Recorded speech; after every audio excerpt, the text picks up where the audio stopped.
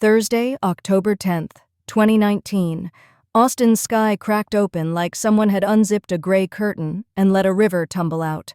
I held my umbrella crooked over my daughter's head as we hustled from the daycare to the car, the parking lot rippling with shallow lakes, her tiny sneakers soaking in an instant. Chloe is 5, and she kept asking if the thunder was a dragon or a marching band. The text arrived as I buckled her into the booster seat, and it was cruel in its simplicity, like a sticky note slapped onto my life. I am moving to Barcelona with Maddie. I transferred the savings. Good luck with the apartment. For a long breath, I heard nothing but the drum of rain. Then another text, please do not call. And one more, the kind that tries to sound practical while it is really a sneer. I left what was fair in checking. By the time I wiped my screen dry, the banking app showed a single number that could not carry a family 412 sitting lonely, and our checking and our savings had been siphoned to a bright new zero after a transfer of $14,500. My name is Emma Lawson, 38 years old, a freelance user experience designer who has coded from coffee shops, pivoted through product updates at midnight, and learned after my daughter was born that quiet can be both a lullaby and a weapon. I stared at the rain sliding down the windshield and made a choice that felt like it changed the chemistry of my blood. I would not rage call. I would not beg. I would survive this evening. Then I would document everything. Chloe wanted tacos. She wanted to know if Daddy was going to meet us at the red restaurant with the twinkle lights. I told her we were going to have a picnic on the living room rug and watch the storm make shadows on the wall.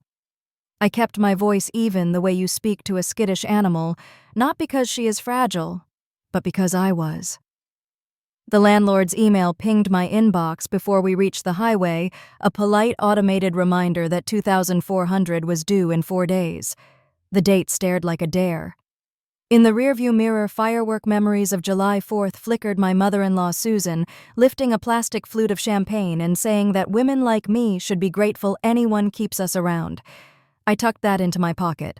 Not today. Today needed a list. When we reached our apartment in East Austin, the hallway lights buzzed and a neighbor's dog scratched at a door somewhere down the corridor. I locked the deadbolt, handed Chloe a blanket, and made a fort from dining chairs. She giggled, and I breathed in that sound like oxygen, then opened my notebook and drew a line down the page. On the left, I wrote the day and time, Thursday, October 10th, 8:12 p.m. On the right, I began a timeline. Text message from Ryan, my husband, declaring that he was leaving for Barcelona with his assistant Maddie, claiming he had moved the money. Checking balance 412. Savings emptied after a transfer of $14,500, rent due in 4 days. I wrote that I was calm. I wrote that I would remain calm. Sometimes writing something makes your bones believe you. I called my parents in Round Rock and asked if Chloe could sleep at their house Friday night so that I could make a few appointments in the morning. My mother did not ask the kind of questions that make you relive new wounds. She said they would be at my door at 7 and to leave a bag on the couch. Then I called a family law attorney whose name I had jotted months ago when the arguments had begun to feel rehearsed. Ava Nguyen answered with a voice like a closed door to the cold. She listened without interrupting, and when I finished, she laid out a map with simple words. We can seek an emergency temporary restraining order to keep assets from being moved further. We can request temporary orders for custody and supervised visitation if needed. We will need evidence, and the evidence must be clean. Can you gather the documents without accessing anything you do not have a legal right to access? I told her I could. We scheduled an appointment for Friday morning, and she asked me to bring printed copies of every financial document I could collect, text messages with their timestamps, and a written narrative of events in chronological order. Please resist the urge to confront him tonight, she added. Evidence evaporates when provoked. I set my phone to Do Not Disturb and opened our family cloud account on my laptop, the one we created after Chloe was born to store her photos and share reminders. Ryan had set the password himself. He was fond of clever phrases he thought no one would guess, not realizing that the people who love you can hear the music of your mind. I will tell you later what I found in full, because the order matters. The little strange things only make sense when you light them up in sequence. But the first glow was a folder of receipts all neatly scanned from the last month, including a boutique hotel in a city I had never visited, and a dinner for two that cost almost as much as our weekly groceries. The second glow was a draft email to a company based in Barcelona that included his updated resume and a line about being willing to start immediately. The third glow, the one that made my fingers go cold, was a document with my name in the file title and the words custody plan. I did not open it yet. I wrote its existence on the timeline and then I closed the laptop. Chloe fell asleep in the blanket fort to the rhythm of rain. I washed the dishes with the lights low and the television off, letting the apartment sound like a place that had never been shared. Every few minutes, my phone buzzed with the energy of messages I did not read. I pressed my palm flat against the counter and felt its cool steadiness. The truth is, I have been practicing for this night for years without realizing it. Every time I bit back a clever retort to keep the peace with his mother. Every time I took on an extra contract so his credit card bill would not balloon. Every time I told myself that the dark fog that had followed me after giving birth did not mean I was broken, that it did not define my capacity to love or to mother. Those were rehearsals for the role I chose now. The woman who believes her own mind, who knows that calm is not weakness, it is strategy. I set 3 alarms, one for dawn to print, one for mid-morning to meet Ava, one for noon to call the bank and log the conversation. What they did not know was that I had learned to turn ordinary moments into proof. I whispered to my daughter that we were okay, we were enough, and that tomorrow would be a day of lists and doors opening. Then I put the notebook under my pillow, not because I am superstitious, but because tonight felt like a thief, and I intended to wake up still holding every fact. Before the storm and the text and the chilling neatness of 14,500 disappearing, there were years that looked ordinary from the outside, years that smelled like coffee and highlighter ink and the lemon cleaner I used on Saturday mornings. I kept the apartment running like a quiet machine. I learned the difference between a designer who survives and a designer who freelances and still sleeps. I chose survival. I took contracts I did not love because the invoices paid on time. I learned which clients expected wireframes by Monday and which ones only wanted to be reassured on Friday afternoons. When Chloe was born, the world lowered its volume, but not its demands, and in that soft, muffled season, the kindnesses I extended to everyone else did not always find their way back to me. Postpartum fog is an honest thief. It takes your sense of scale first. I told myself it would pass if I worked hard enough, if I kept the sink empty, and the inbox clear, and the baby fed, and the budget tight like a bedsheet pulled smooth. What I did not say aloud is that Ryan seemed allergic to the domestic gravity that began to hold us. He cultivated a persona, a man who never missed a product launch party and always knew the newest rooftop bar. On weeknights, he came home late, smelling like gin and the cologne samples they handed out at tech mixers. He performed generosity in public and withheld it at home, a magician who made money appear on dinner tabs and then vanish when the rent was due. On paper, we were partners. In practice, I paid late fees out of my own account while he said he would square it next payroll, and next payroll arrived like a ghost ship full of promises that sank on sight. The holidays became a gauntlet. At Thanksgiving in Dallas, Susan performed tradition like a stage play, down to the same casserole dishes and the same jokes about who got the better piece of pie. She would corner me in a bright corner of her kitchen and tilt her head, measuring me with the indulgent patience of someone who believes she is superior by birthright. "Emma," she would say, smoothing a dish towel that did not need smoothing. "Women like you exhaust men like Ryan. He needs a partner who knows how to make a man soar." That is the line that tells you who she is, not interested in a son who shows up only in one who appears to be flying. On Christmas, she gave me a planner with gold letters on the cover that read "Boss Lady" and a smile that meant the opposite. On Independence Day, she lifted her plastic flute and, with fireworks reflecting in her eyes, told me that I should be grateful anyone kept me around. You will ask why I did not explode, why I did not scorch the lawn with the fire simmering in my ribs.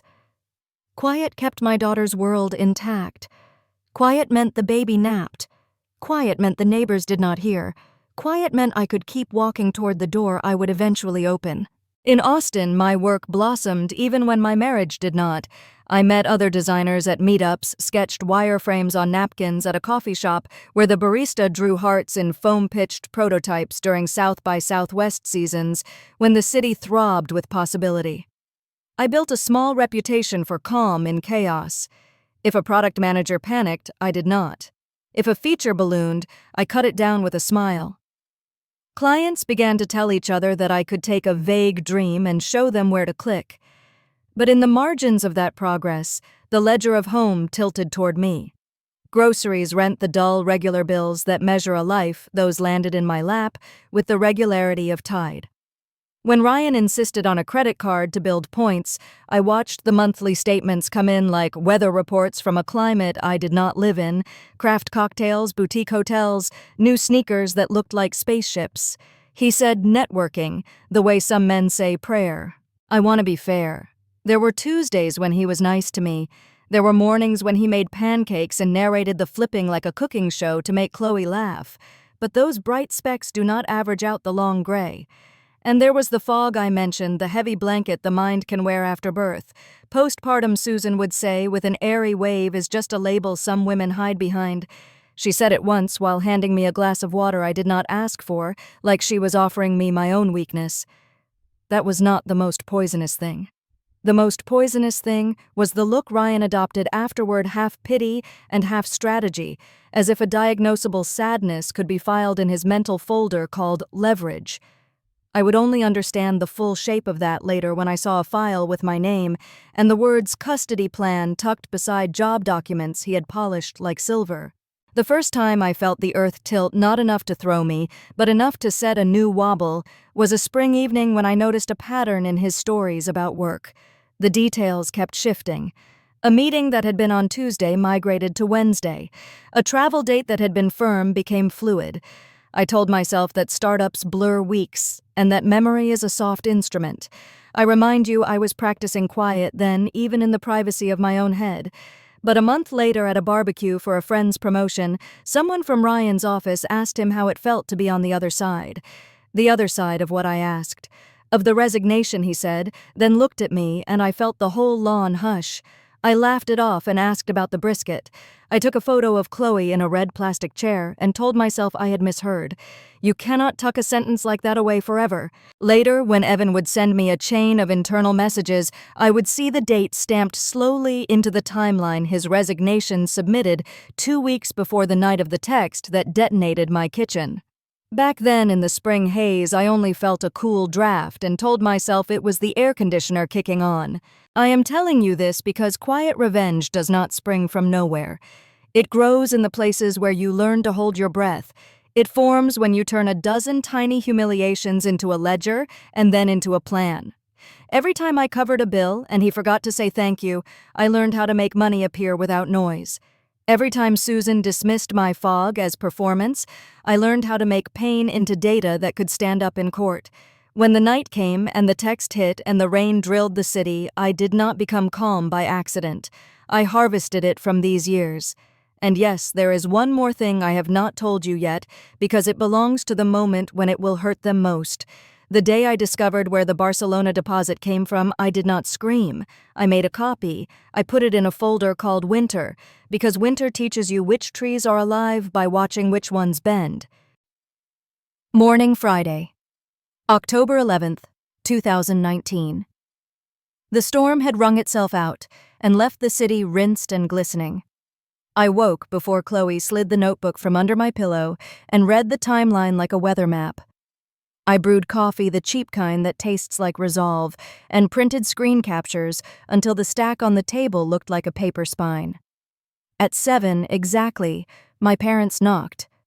My mother pressed her cheek to mine and said nothing showy, just that they would take Chloe to Round Rock for pancakes and cartoons, and to keep her pink rain boots on the mat so they would be dry by Sunday. When the door closed behind them, the apartment felt both hollow and possible, a stage cleared for one quiet performance. I dialed the bank and asked how transfers work when the account is joint and the transfer is clean, but the intent is a theft dressed like a decision. The representative was kind in the way of people who have been trained to be kind to strangers in crisis. She said the words I had prepared myself to hear. A joint owner has equal access. There is no reversal we can perform unless there is evidence of fraud, such as identity theft. I asked her to notate the call with the exact time and to send me the record by email. I spelled my name so each letter stood like a stone.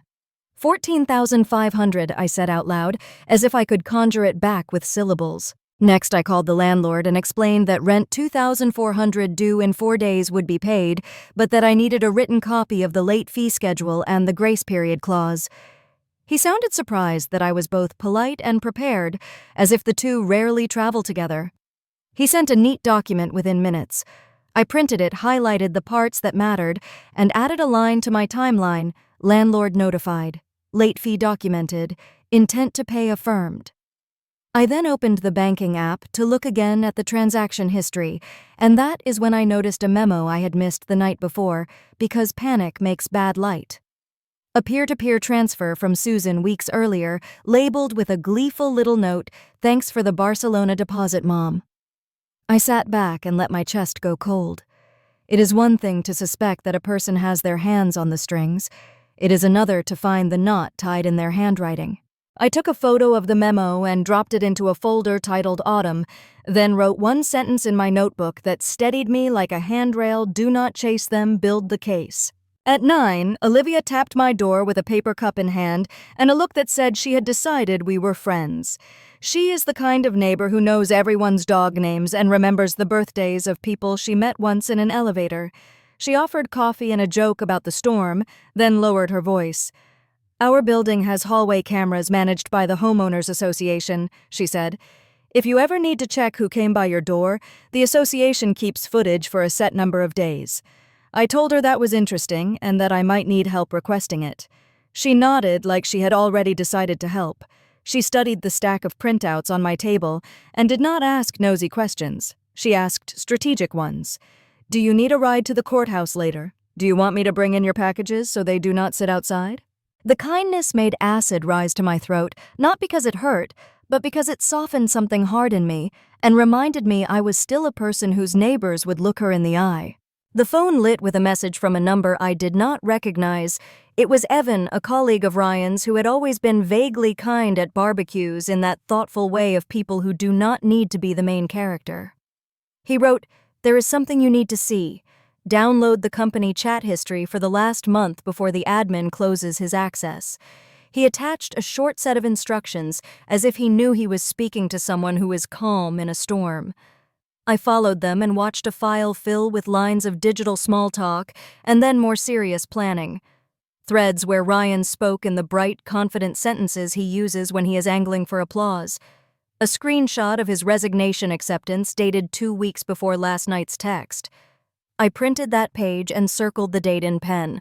Looking back now, I think that was the moment when humiliation slid off me like a wet coat and left only 2 things behind: a woman and a plan. An hour later, an international call buzzed through. I answered and heard a woman with a firm voice identify herself from the security office of Horizon Global in Barcelona. They had received an email that purported to be from me, she said, raising concerns about an employee applicant and asking Human Resources to reconsider an offer. It included details about my health that a stranger should not know, and it carried a whiff of malice that was both familiar and theatrical. She wanted to verify whether I had in fact sent the email. I told her I had not. She explained that her office takes impersonation seriously because it is both unethical and a compliance issue. She would memorialize our call in a letter I could share with counsel. She could not comment on any applicant's status, she added, but she could say that such an email would not influence a hiring decision without independent verification. She asked if I had reason to believe a third party would impersonate me. I told her I did. I said the person had called my postpartum fog a performance and would not mind turning it into a prop. She was quiet for a beat and then said she understood. When we hung up, I added another calm line to the timeline: alleged email spoofing documented. Letter forthcoming. By late morning, my kitchen table looked like a low-budget law library, each page anchored with a yellow sticky bearing a time. I checked the printer ink and loaded another stack of paper because the domestic theater of paper comforted me. It made the day feel like a series of small, finishable tasks. Every 3 minutes, I reminded myself that we were not chasing chaos, but creating a record that could persuade a stranger in a robe that I was credible, and that my child's world needed a stable floor. My phone rolled with missed calls from Ryan and one from Susan that I sent to voicemail. I would not give them the sport of my fear. Instead, I opened a clean page and drew a rectangle labeled Assets, another labeled Communications, another labeled Safety. Under Safety, I wrote Request hallway footage, save doorbell clips, change passwords, do not use the old pet names as codes. Then I looked at the clock and felt my breath steady because it was time to leave for my appointment with Ava. I gathered the pages, slipped them into a cheap blue folder that felt suddenly precious, and told myself one more sentence that fit neatly between heartbeats. The person who remains calm gets to choose the ending. Ava's office sat across from the Travis County Courthouse in a brick building that looks like it has seen 1,000 arguments walk in and only a few walk out whole. She greeted me with a glass of water and a square legal pad, then slid my blue folder to the center of a wide desk like a surgeon drawing a patient under a light. "Tell it to me in order," she said, and I did. Beginning with Thursday night, October 10th, the text in the storm, the checking balance of $412, the transfer of $14,500, the rent of $2,400 due in 4 days. She did not flinch at the numbers. She drew a straight line down the page and made notations in a handwriting that looked like a calm heartbeat. "We can go ex parte today," she said when I finished.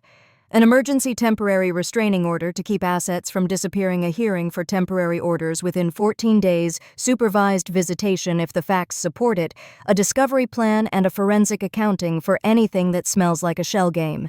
We will need exhibits. We will need chain of custody. We will need to outline how you accessed each document." She looked up.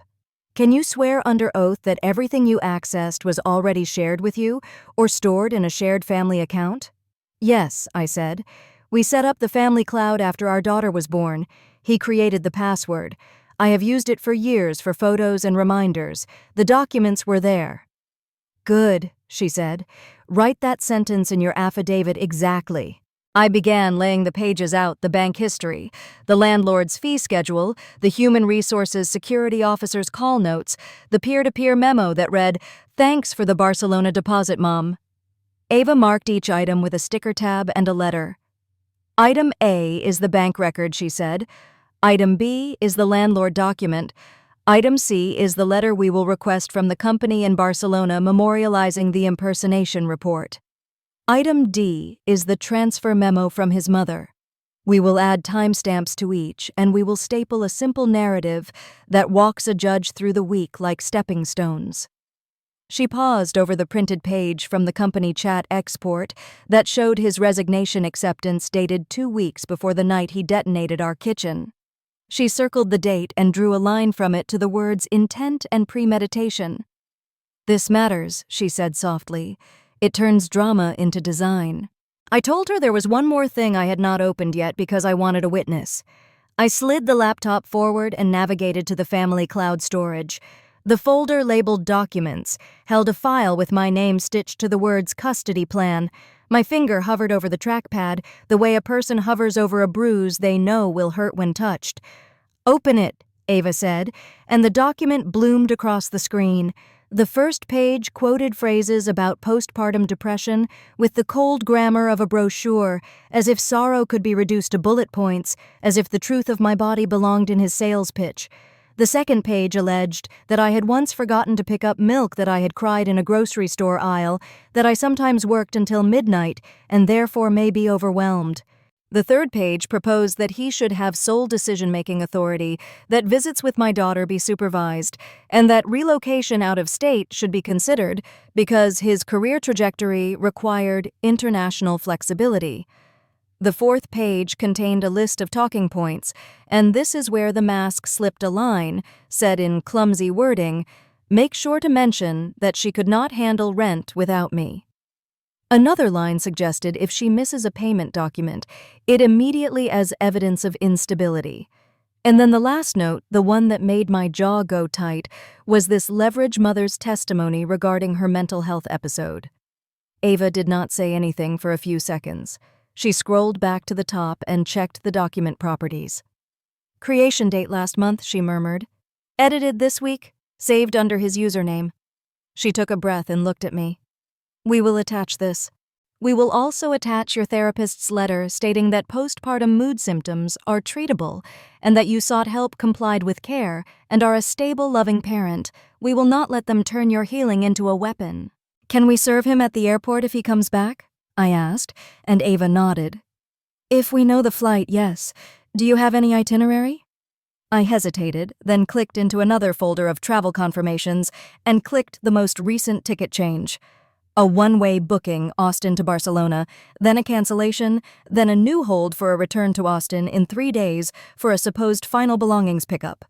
There I said, arrival midday on Sunday. Ava wrote the flight number and arrival time in words on her pad. We will coordinate a process server and a deputy at the Austin airport.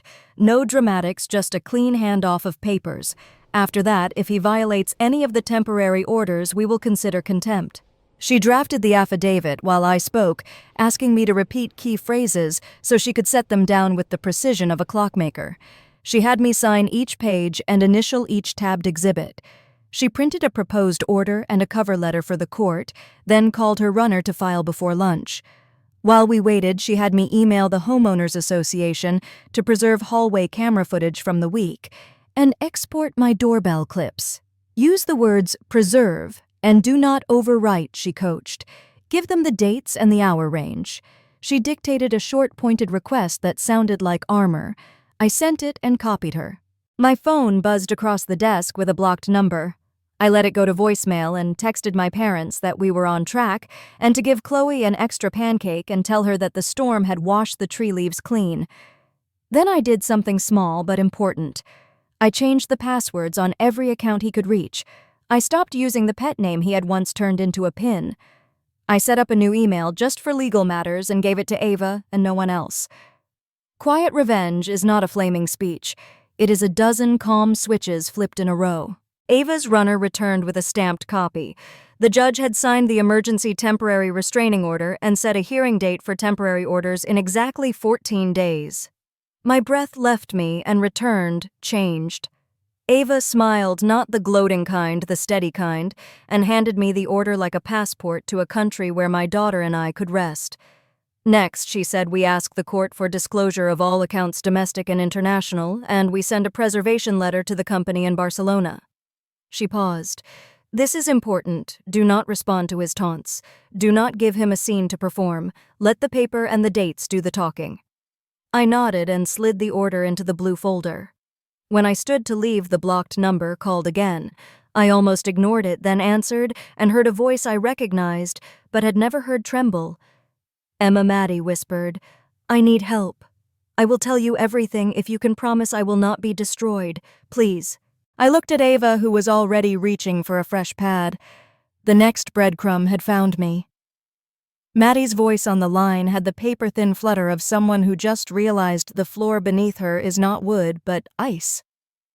Ava motioned me to put the call on speaker, introduced herself in the measured tone that turns chaos into sentences, and asked Maddie to start at the beginning and to keep her answers in facts.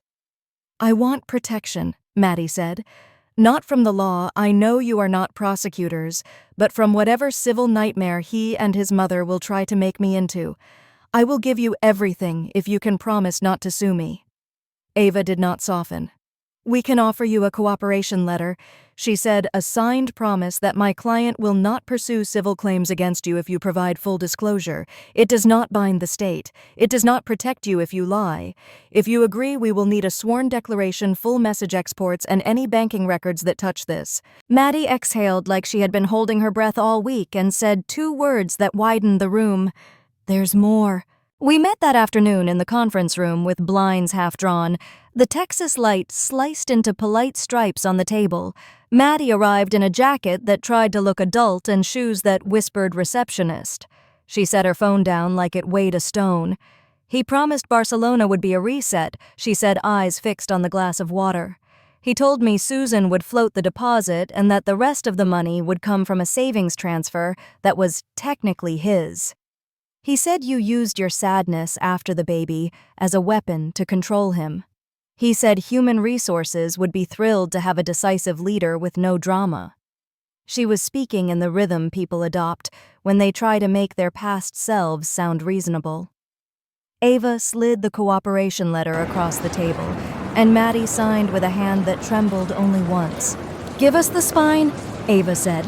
"Dates, names, amounts." Maddie scrolled, then handed over her phone so Ava could initiate a full export. The messages spilled out like a timeline that had been pretending to be romance. There were hotel confirmations and dinner photos tucked between work complaints. There was a screenshot of a peer-to-peer transfer from Susan to Ryan with a celebratory line, "Thanks for the Barcelona deposit, Mom." There were instructions from Ryan about what to say if anyone asked when he had resigned a clumsy choreography built on lies.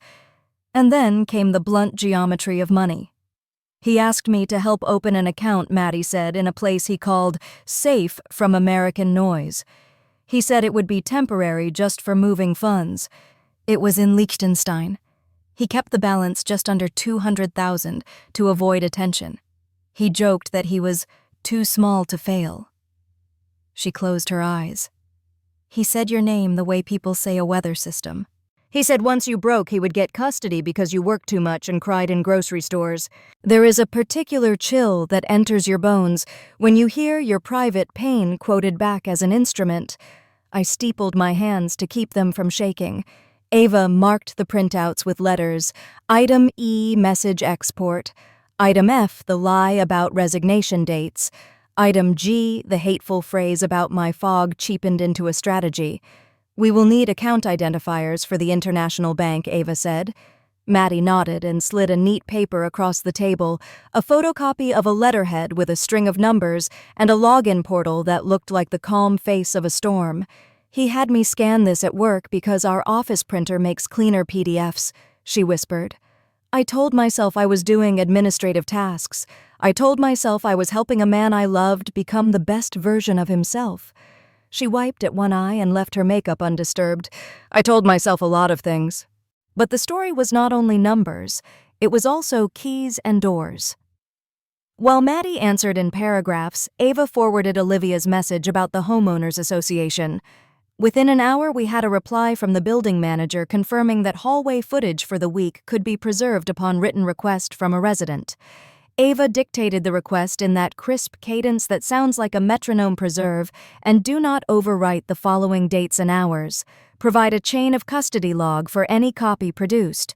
Limit access to authorized staff. Before the email left my outbox, Olivia texted that she had seen Susan in the hallway 2 days earlier, carrying a tote as if going to a farmer's market, only it was not a Saturday, and Susan lives in Dallas. I thought it was odd, Olivia wrote, because she never smiles at anyone unless people are watching. We added a note to the Timeline eyewitness account to be supported by footage. I could feel the shape of the case hardening like cooling glass. Evidence is not angry. Evidence is patient. Evidence does not shout. It points. We had the peer-to-peer memo with the smug line about a deposit. We had a pattern of spending that looked like a parade. We had the resignation accepted 2 weeks before the farewell text. We had a document in his own username that tried to turn my healing into a target.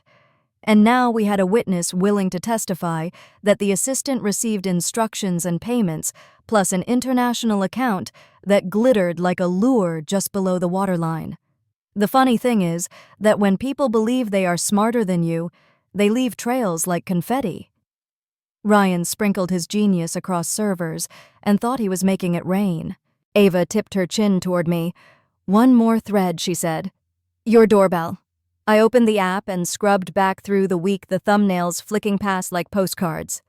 Late on a Tuesday afternoon, the camera caught a sliver of a figure at my door, a hand with a distinct oval ring, the shoulder seam of a tailored jacket, and a canvas tote I recognized from a long-ago Thanksgiving, the one Susan called her traveling pantry. She punched in the keypad with the easy confidence of someone who believes permission is a birthright and slipped out of frame. No full face, just the cut of a jaw and the glint of that ring. Alone, the clip was a whisper. paired with the building's hallway footage we had already moved to preserve it, became a hinge the whole story could swing on. Ava saved the video, stamped it Item H, then slid a legal pad toward me. "Present tense," she said, soft but precise. "Describe exactly what this shows, and note the date and time in words. Chain of custody, lives or dies on the small stuff." She spoke it almost to herself, the way a surgeon names the instruments she reaches for. "We do not just have data," she added. "We have a story the data is telling." Maddie cleared her throat. "He's flying back Sunday," she said, eyes down. "He told me he was coming to sweep the last of his things and take care of a few administrative tasks." He sent the itinerary. "I do not know if that helps." The room stilled, as if we had all agreed to let the air listen. Ava wrote the airline the flight number and the arrival time in words, then folded the page like a letter to the future. "It helps," she said. "It helps a great deal." She handed over a cooperation letter and a checklist to be complete by nightfall, a full message export. The international bank letter with account identifiers, screenshots of any instructions from Susan, and a brief sworn statement under penalty of perjury. Maddie nodded, slipped her phone into her bag, and paused in the doorway. "He says you cannot freeze what you cannot find," she whispered. "He thinks disappearing is the same as winning." I did not raise my voice. "Tell him I said that winter finds everything." I walked her to the elevator, thanked her without ceremony, and returned to the table where the pages waited in neat, patient rows. By Sunday at midday, a deputy at Austin Bergstrom International would be holding a stack of papers with his name on them. The countdown had learned a new language, not panic, but procedure. Sunday arrived with the dry brightness Austin wears after rain, as if the city had been pressed under a warm iron. I woke before dawn, set the blue folder on the kitchen table like a compass, and reread the stamped order until the sentences hummed in my bones. An emergency temporary restraining order. A hearing on temporary orders in exactly 14 days. Our daughter to remain in Texas absent a new directive. Sworn disclosure of all domestic and foreign assets on a timetable that makes lying inconvenient. It did not feel like victory. It felt like scaffolding I meant to climb without looking down. My parents texted a photo of Chloe in pajamas, hair spiked by sleep, and said they would keep her until dinner so I could handle the adult thunder. I slid the photo into my pocket the way sailors pocket talismans. By late morning, Ava and I stood near the baggage claim doors, the kind of liminal space where reunions and reckonings happen 3 paces apart. A process server in a navy blazer waited beside us, brisk as a metronome, while a sheriff's deputy leaned against a column with the patience of someone who has seen every shape of denial. "You do not have to say anything," Ava said quietly. "You are a witness, not a performer. She will call his name, confirm identity, and serve. If he refuses to touch the papers, service is still complete when they touch the ground at his feet. The deputy is here to keep peace, not to make theater." The arrival board clicked through cities that sounded like promises and excuses. When the Barcelona flight emptied into the terminal, the air shifted the way a room shifts when a familiar song comes on. Ryan appeared with a silver carry-on, and the swagger of a man who thinks the worst always happens to someone else. He saw me before he saw the server. A flicker crossed his face, calculation memory ego, then the practiced smirk. "Emma," he drawled, stretching my name. "You could have called. We could have been adults." The server stepped in all efficiency and mercy. "Ryan Caldwell," she said, offering the packet. "You are being served with an emergency temporary restraining order and related filings. Your hearing is set for 14 days from today. You are required to appear. The order includes asset preservation directives and temporary provisions regarding your child." He did what men do when they have studied movies more than laws, clasped his hands behind his back, chin high, as if posture could make him immune. "I am not accepting that," he said, smiling at me like he was teaching me gravity. The server did not blink. She brushed the packet against his sleeve and let it fall to his shoe. "Service is complete," she said, and clicked her pen like a period. The deputy did not move. Vanity does not like litter. Ryan stooped and picked the papers up. He riffled the first pages, hunting for words he could laugh at later. He found the paragraph about moving money, and his mouth tightened. "You cannot freeze what you cannot find," he murmured, theatrical and low, the airport giving the line back to him with a faint echo. Ava did not bite. "The order requires sworn disclosure," she said evenly. "A forensic accountant will review it. Non-compliance has consequences under Texas law." He barked a laugh. "Texas law," he repeated, as if the state were a person he could charm. He did not yet know that while he was in the air, an email had landed from Barcelona's security office memorializing the impersonation sent in my name, and that Human Resources had quietly paused any candidacy pending compliance review. He would learn that later. Right now, the only sound that mattered was paper. He tried to hand the packet back to Ava with a flourish, as if storms can be returned to the sky. The deputy shifted just enough to remind him of physics. "Sir," the deputy said not unkindly, "you will want to keep those." Ryan leaned in close to me, voice cooled to a hiss. "You think a handful of screenshots and some crying about baby blues makes you Mother of the Year?" I heard Susan in his vowels ironed thin. I let silence mirror him back to himself, then answered without heat. "What you call baby blues, a doctor calls a treatable mood disorder, and a judge calls irrelevant to whether I love and protect our child. Walk away, Ryan." He walked, but only as far as a column where he made a cascade of calls tugging ropes that used to move things. While he paced, the server completed her affidavit. Ava and I stepped into the Texas heat outside, carrying our quiet like porcelain. A mariachi band across the lane made a family cheer. A rolling suitcase sounded like rain. I realized standing there that the quiet kind of revenge does not feel like fire. It feels like cool stone underfoot, like finding the step in a dark theater and knowing you will not fall. Back home, an envelope waited under my door with a bright sticky note from Olivia. The Homeowners Association had acknowledged our preservation request and would provide hallway footage by week's end chain of custody attached. I filed the email in a folder I labeled North because directions mattered now, and added the server's affidavit and the flight arrival note in my own careful script. I created a new tab, International Disclosures, a placeholder for the two places he thought were oceans away from consequence, the Cayman balance hovering around $45,000, and the Liechtenstein account resting just under $200,000. Not yet inked on any public calendar, but footsteps I could already hear. That night I washed Chloe's pink rain boots and set them by the door for Monday. In my notebook, I wrote service completed calmly, no confrontation. Next step, discovery. I did not sleep with the notebook under my pillow. The thief had been named and handed a stack of pages he could not charm. In the morning, I would drink coffee that tasted like resolve and open an email from Barcelona, written in the careful grammar of corporate conscience, Exhibit C, waiting. For one long, generous breath of a Sunday, the apartment was only a home again, a mother and a child inside it, and the footsteps in the hallway meant nothing at all. Ava angled her notebook toward me. "One more thread," she said, the words measured like stitches. "Your doorbell." I opened the app and dragged my thumb along the timeline second by careful second, the way you comb a beach for something small and shining.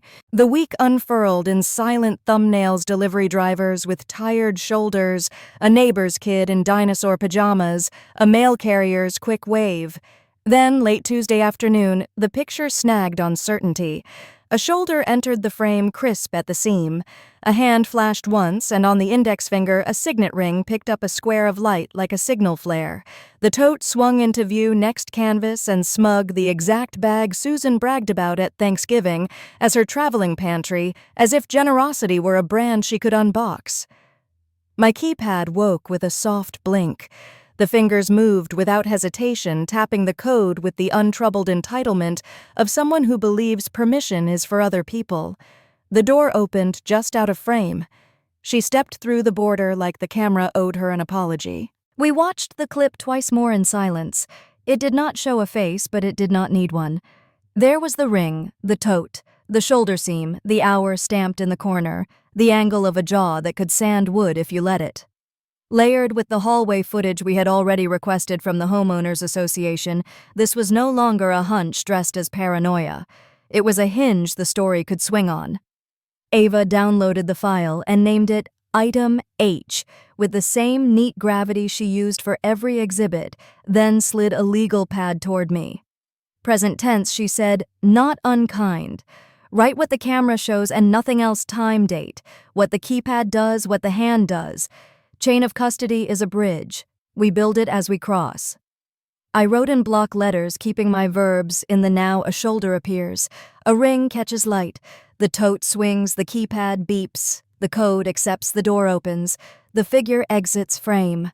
When I finished, my chest felt level, as if a tilted picture had finally been set straight. Maddie had been quiet through the capture, small in her chair, both hands around her phone like it might jump. Now she cleared her throat, eyes down, words pressed flat. "He is flying back Sunday," she said. "He told me he needs to sweep the last of his things and take care of a few administrative tasks. He sent the itinerary. The room changed temperature the way rooms do when maps get a new line." Ava wrote the airline, the flight number, and the arrival time in words, then folded the page with ceremony like she was sealing a letter to the future. "It helps," she said. "It helps a great deal." She handed Maddie a copy of the signed cooperation letter and a checklist with square boxes for nightfall full message export. The letter from the International Bank, screenshots of any instructions from Susan, a short sworn statement, truthful and complete. Maddie nodded, slid her phone into her bag, and paused at the door. "He says you cannot freeze what you cannot find," she whispered. "He thinks disappearing is the same as winning." I did not raise my voice. "Tell him winter finds everything I said." Then I walked her to the elevator and thanked her the way you thank a stranger who points you toward a lighthouse. I went back to the conference room where paper waited like patient soldiers, all facing the same direction. On my way home, I bought ink and a box of folders because sometimes progress looks like office supplies. Sunday arrived with the dry, polished brightness Austin wears after days of rain, as if the city had been rinsed and ironed and hung in the sun. I woke before dawn, placed the blue folder in the center of the kitchen table like a compass, and read the stamped order until its cadence settled in my bones, an emergency temporary restraining order. A hearing for temporary orders in exactly 14 days. Our daughter to remain in Texas unless a judge says otherwise. A sworn disclosure of all assets, domestic and foreign, on a timetable that makes lying inconvenient. It was not victory, it was scaffolding, and I intended to climb without looking down. My parents texted a photo of Chloe in pajamas, hair sprung, like she had surprised herself in sleep, and wrote that they would keep her until dinner, so I could handle the adult thunder. I tucked the picture in my pocket, the way sailors keep talismans near their skin. By late morning, I stood with Ava near the baggage doors at Austin Bergstrom International Airport, a strip of tile where reunions and reckonings happen 3 steps apart. The process server beside us wore a navy blazer and comfortable shoes, and the expression of a woman who knows how to turn a scene into a sentence. A deputy leaned against a column with the practiced patience of a man who has watched every shape of denial walk past his badge. "You do not have to speak," Ava murmured. "She serves. He is served whether or not he touches the packet. We are here to keep time, not to make theater." The arrival board ticked through cities that sounded like promises and alibis. Then the Barcelona flight let its passengers bleed into the terminal, and the air shifted the way a room shifts when a familiar song starts low and grows. Ryan walked out with a silver carry-on and the slack-jawed confidence of someone who believes other people are where consequences live. He saw me first. Something flickered and died behind his eyes, calculation, memory, both. He put on a smirk, like a tie. "Emma," he said, drawing my name as if it were taffy you could have called. "We could have been adults." The process server stepped into the space his arrogance left open. "Ryan Caldwell," she said, professional mercy in her tone, "you are being served with an emergency temporary restraining order and related filings. Your hearing is set for 14 days from today. You are required to appear. The order includes asset preservation directives and temporary provisions regarding your child." He did the pose men learn from movies, hands behind his back, chin lifted as if posture were law. "I am not accepting that," he said, teaching physics to paper. The server let the packet brush his sleeve and fall so it rested against his shoe. "Service is complete," she said, pen clicking a period into her affidavit. Vanity hates litter. He bent and picked it up. He flipped, scanning for a loophole he could pronounce out loud. When he reached the paragraph that forbade moving money, something in his mouth tightened. He looked up with a smile made of enamel and empty practice. "You cannot freeze what you cannot find," he said, low and theatrical, the airport giving his line a cheap echo. Ava did not indulge him. "The order requires sworn disclosure to be reviewed by a forensic accountant," she said, voice uncarved by performance. "Non-compliance has consequences under Texas law." He offered a tin laugh. "Texas law," he repeated as if the state were a hostess he could charm. He did not yet know that somewhere over the Atlantic, a security officer in Barcelona had sent an email memorializing an impersonation in my name, and that Human Resources had quietly paused any forward motion. Paper flies faster than swagger. He tried to return the packet to Ava with a flourish, as if a storm could be handed back to the sky. The deputy shifted half an inch, reminding everyone that the world has edges. "Sir," the deputy said, "not unkind, you will want to keep those." Ryan tucked the documents under his arm, then leaned toward me with that private, temperature-dropping tone he used when he wanted bruises without fingerprints. "You think a few screenshots and some crying about baby blues make you Mother of the Year?" I heard Susan's vowels in his mouth, ironed flat and scented with disdain. I let the silence mirror him until he blinked. "What you call baby blues," I said, "calm as tile a doctor calls a treatable mood disorder, and a judge will call irrelevant to whether I love and protect our child. Walk away, Ryan." He walked, but only far enough to start tugging at ropes that used to move things for him. While he paced and performed denial into his phone, the process server finished her affidavit. Ava and I stepped into the heat with the slow dignity of people carrying porcelain. Across the lane, a mariachi band made a family cheer. A rolling suitcase made a sound like rain, and I understood with a clarity that felt like cool water down my throat that the revenge I had chosen did not burn. It cooled. It felt like finding the stair in a dark theater and knowing my foot would land. Back home, an envelope waited under my door with a cheerful sticky note from Olivia. The Homeowners Association had acknowledged our preservation request and would deliver hallway footage with a chain of custody log by week's end. I filed the email in a folder I had named North because directions mattered now. The blue folder on my table lay open like a calm mouth. I added the server's affidavit, wrote the arrival time in my own hand, and slid in a new tab labeled International Disclosures, a placeholder for the two faraway places he thought were oceans away from consequence: the Cayman Islands approximately 45,000, Liechtenstein just under 200,000. Not yet stamped on a court calendar, but footsteps I could hear. That night I washed Chloe's pink rain boots and set them by the door for Monday. In my notebook I wrote service completed calmly. No confrontation. Next step, discovery. I slept without the notebook under my pillow for the first time in weeks because the thief had a name and a packet of papers he could not charm into smoke. Morning brought coffee that tasted like resolve, and before noon a letter from Barcelona in sentences so spare they were almost kind, confirming the impersonation had been logged, that the message had not come from me, and that any candidacy would be paused pending internal review. I printed it and named it Exhibit C. Paper kept talking. 2 weeks later, the courthouse smelled faintly of furniture polish and anxious coffee, that blend that always means tests you cannot cram for. I arrived early with the blue folder tucked close and watched the hallway clocks breathe their seconds like patient lungs. Ava joined me on the bench outside a courtroom whose carved doors looked like the gates to a small country. "Today is not a movie," she said. "Today is process. Let the paper talk." Olivia slipped into a back row with a bright scarf tucked into a sensible jacket.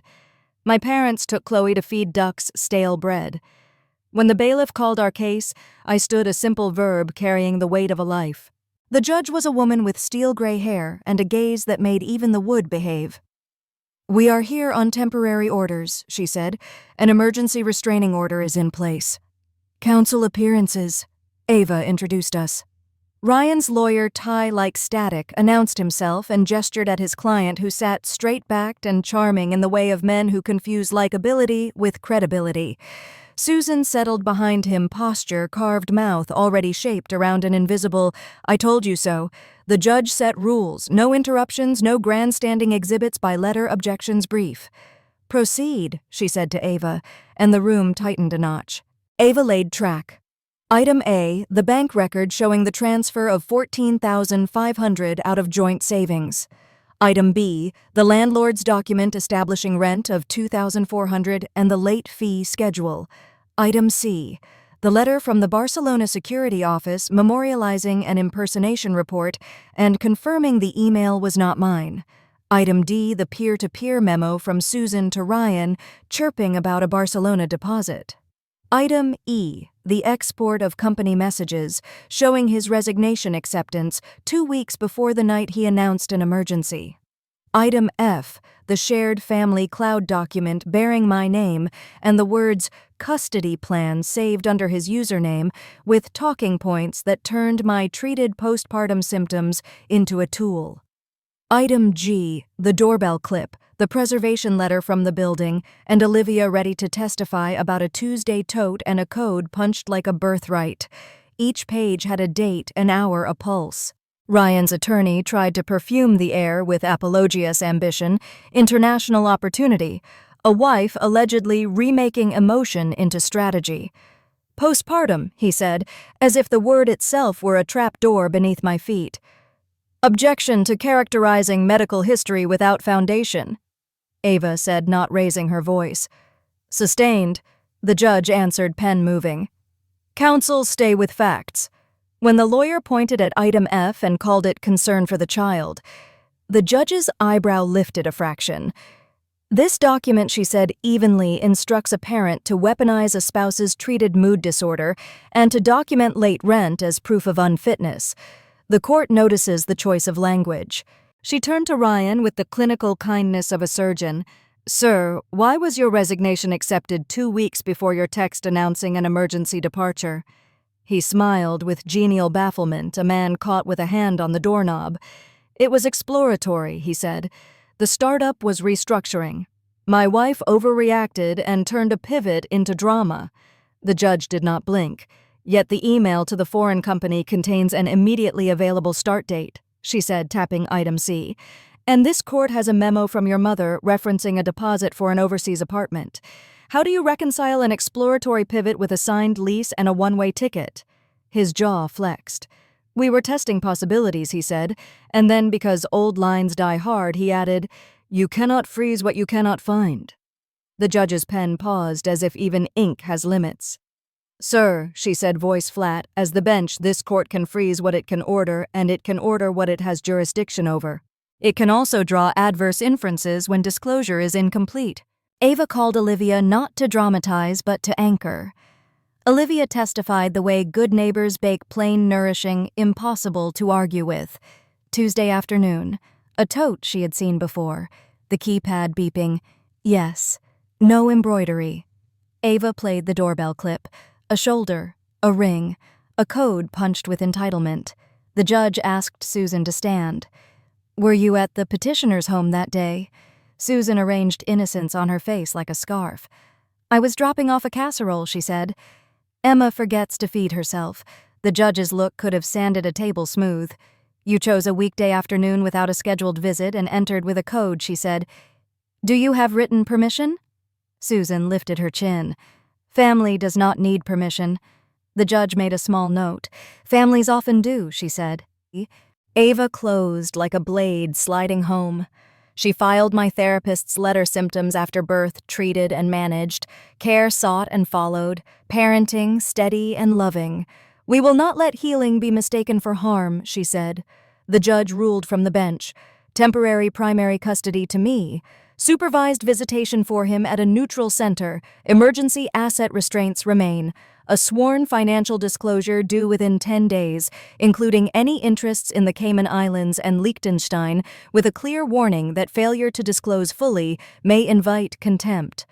Preservation of all digital communications. A status conference set to enforce compliance. Then she leveled him with a gaze like a lighthouse facing weather. Parenting, she said, is not a branding exercise. When the gavel tapped, the room exhaled as one. I did not gloat. I thanked the clerk, squeezed Olivia's hand, and stepped into air that finally felt usable. Quiet revenge does not cheer. It documents. It does not storm. It stands. And for the first time in a long season, my finger did not tremble on the elevator button.